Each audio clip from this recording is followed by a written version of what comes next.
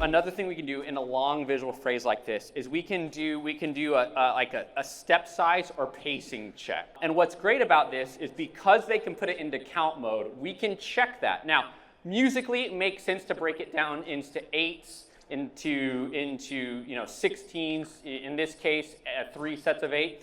But we can also, as we get further in, we can also just do a step size, or what I would call a reality check, all right? So we have a 24 count phrase. I want you to stop on count 14. You're gonna wanna go on, you gotta click and stick, you know what I mean? So at the end of this, wherever you are, you're gonna close to exactly where you ended up. Does that make sense? What we're working on, again, is getting their mind to think about it in different ways. And it's going to allow them to check and adjust to a very specific dot to see at that point in time, are they overshooting, undershooting? All right, so close to exactly where you are. Cool. Now will you open up your app, and I want you to set up that dot.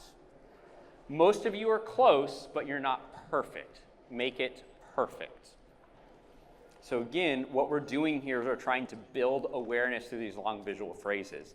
Raise your hand if you overshot your dot.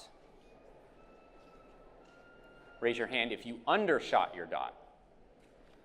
Okay, so think about what those adjustments will be.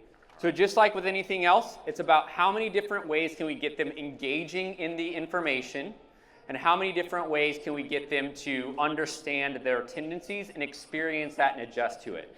And because they have cross-count information, step size information, and we can isolate certain elements or certain counts, we can be really detailed, really detailed. Now, would we do that for every single set? No.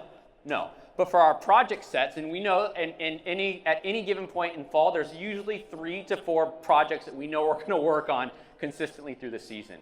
So how can we get them to engage in those in very different ways?